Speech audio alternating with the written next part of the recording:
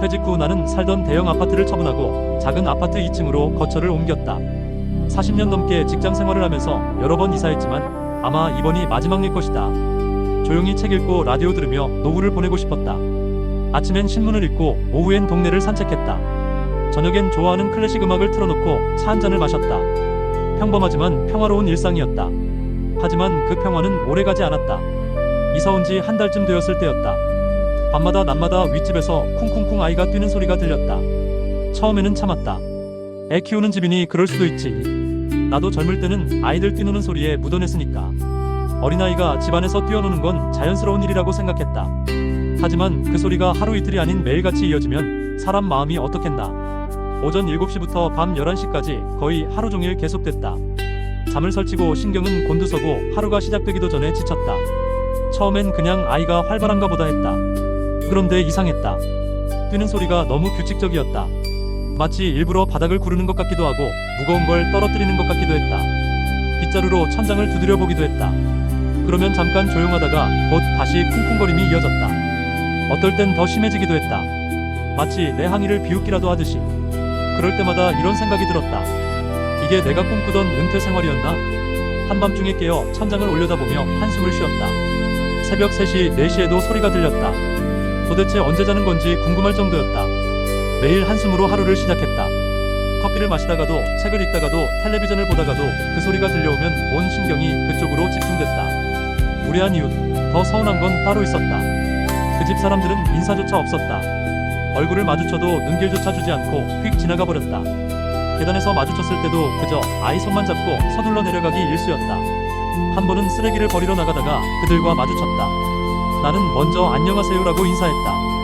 하지만 그들은 고개도 돌리지 않고 지나갔다. 마치 내가 투명인간인 것처럼.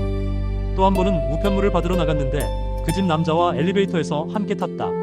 좁은 공간에서 어색한 침묵이 흘렀다. 나는 가볍게 날씨 얘기라도 해볼까 했지만 그는 휴대폰만 들여다보고 있었다. 나는 속으로 중얼거렸다. 에휴, 이웃이라는 게 요즘은 다 이런 건가. 인사 한마디, 눈길 한 번만 있어도 마음이 풀릴 텐데.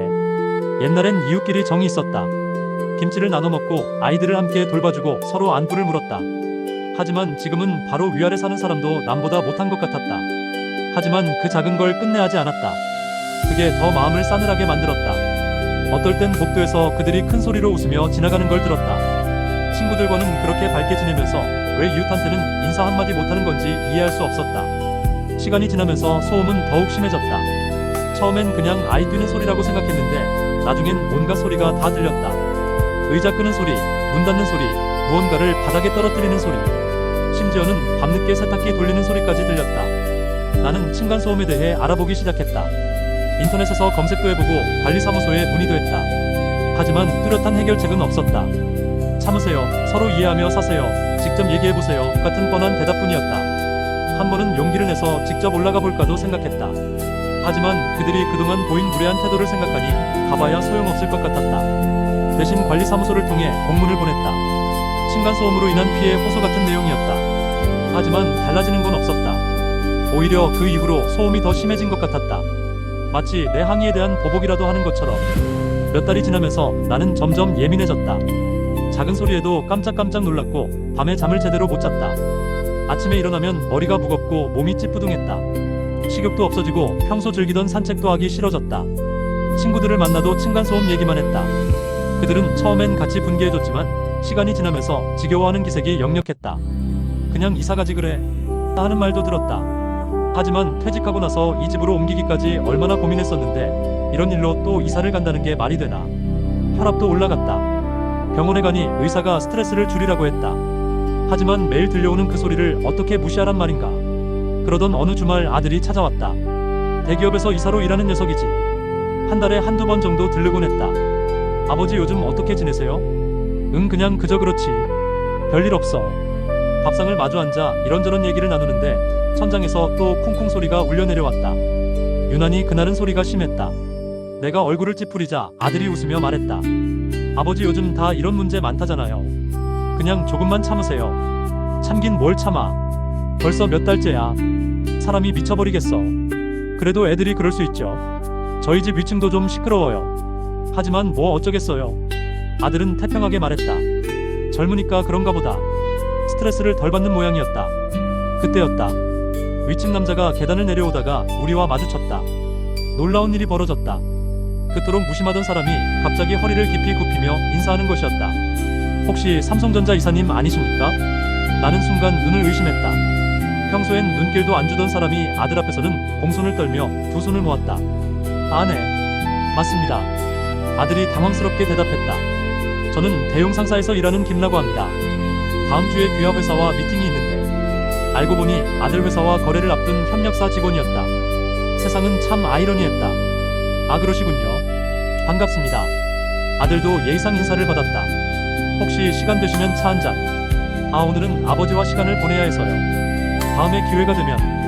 위층 남자는 아쉬워하면서도 계속 공손하게 굴었다. 나를 쳐다보지도 않던 사람이 아들한테는 한껏 예의를 차렸다.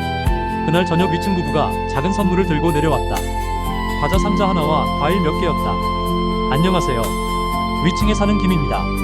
아이 때문에 시끄럽게 해서 죄송합니다. 앞으로 잘 부탁드려요. 갑작스러운 변화에 나는 당황했다. 그동안 인사도 안 하던 사람들이 갑자기 이렇게 나오니. 아, 네. 괜찮습니다. 나는 말없이 선물을 받았다. 씁쓸했다.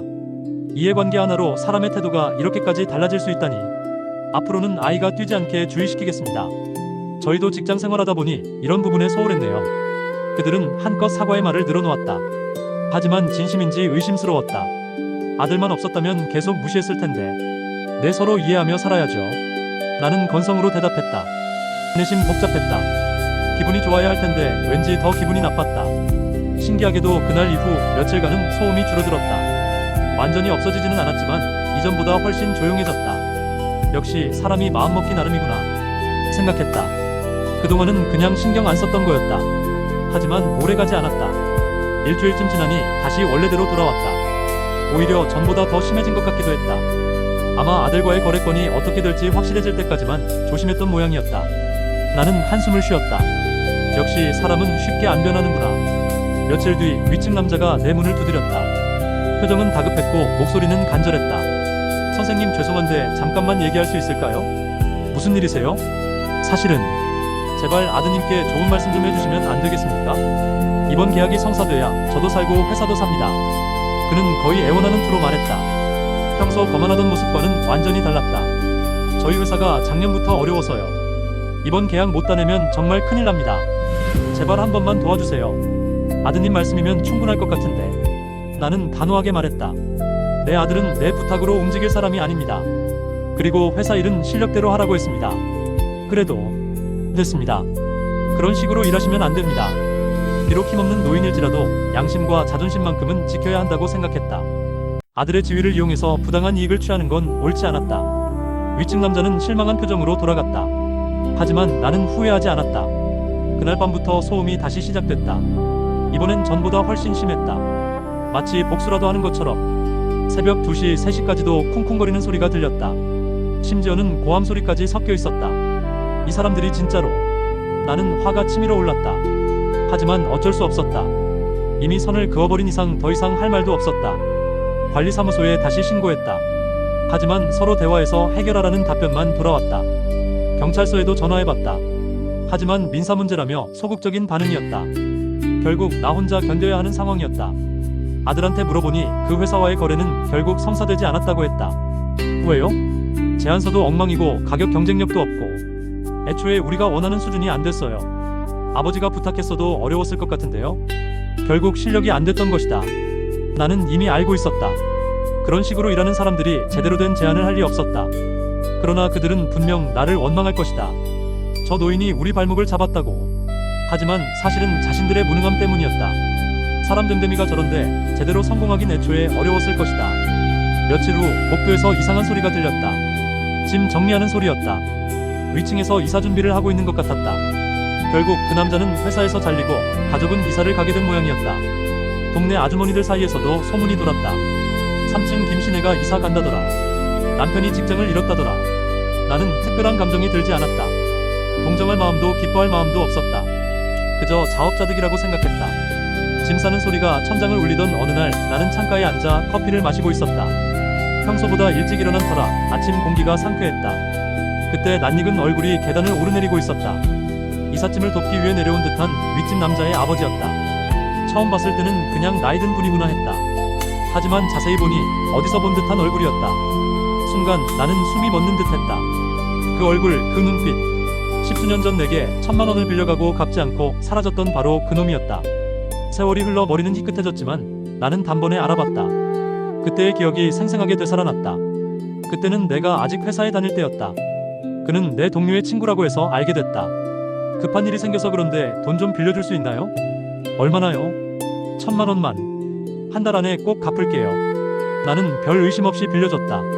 그때는 1,000만 원이 큰 돈이었지만 어려운 일이 있다니 도와줘야겠다고 생각했다. 정말 고맙습니다. 한 달 후에 이자까지 쳐서 갚을게요. 하지만 한 달이 지나도 연락이 없었다. 2달, 3달, 1년이 지나도 소식이 없었다. 나중에 알고 보니 그는 여러 사람한테서 돈을 빌리고 사라진 거였다. 사기꾼이었던 거다. 동료를 통해 연락처를 알아내려 했지만 그마저도 연락이 끊어진 상태였다. 결국 그냥 포기할 수밖에 없었다. 그 일로 한참 속상했던 기억이 있었다. 돈도 돈이지만 사람을 믿었는데 배신당한 기분이 더 컸다. 그도 나를 본 순간 눈길을 피했다. 분명히 기억하고 있는 것 같았다. 아들이 있는 앞이라 민망했던지 잠시 틈을 내어 나를 조용히 불렀다. 선생님, 혹시 절 기억하십니까? 나는 말없이 그를 바라봤다. 그의 목소리는 떨렸다. 그때 제가 정말 잘못했습니다. 아들 앞이라 차마 얼굴을 들 수가 없네요. 계좌번호 좀 알려주십시오. 늦었지만 지금이라도 갚겠습니다. 그는 급히 휴대폰을 꺼내더니 떳떳하지 못한 눈빛으로 내 계좌번호를 물어봤다. 나는 계좌번호를 알려줬다. 그러자 그는 바로 1,000만 원을 이체했다. 이자까지 포함해서 1,200만 원을 보냈다. 이제라도 제 마음이 조금은 가벼워지길 바랍니다. 정말 죄송했습니다. 나는 짧게 고개를 끄덕였다. 마치 오래 묵은 체증이 내려가는 듯했다. 이사 당일이 됐다. 새벽부터 이삿짐차가 와서 분주했다. 나는 일부러 밖에 나가지 않았다. 마주치면 서로 불편할 것 같았다.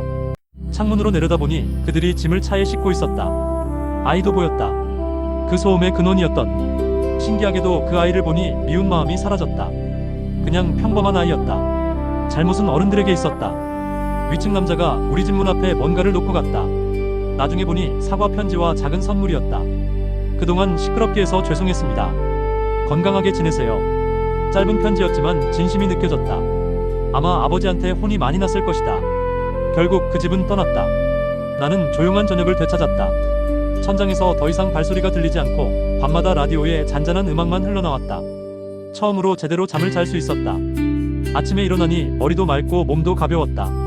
평소 즐기던 산책도 다시 시작했다. 공원에서 만나는 사람들과 인사를 나누고 가끔은 얘기도 했다.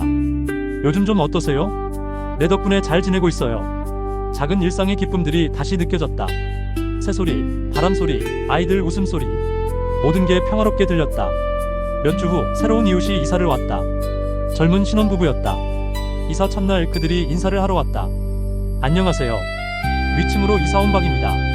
잘 부탁드려요. 간단한 선물도 가져왔다. 정성이 느껴지는 작은 선물이었다. 혹시 소음 같은 거 있으면 바로 말씀해주세요. 저희도 직장 생활하느라 바빠서 미처 신경 못 쓸 수도 있거든요. 이전 이웃과는 완전히 달랐다. 처음부터 배려하는 마음가짐이 느껴졌다. 서로 이해하면서 지내면 되죠. 실제로 그들은 조용했다. 가끔 발소리가 들리기도 했지만 일상생활 소음 수준이었다. 충분히 참을 만했다. 나는 생각했다.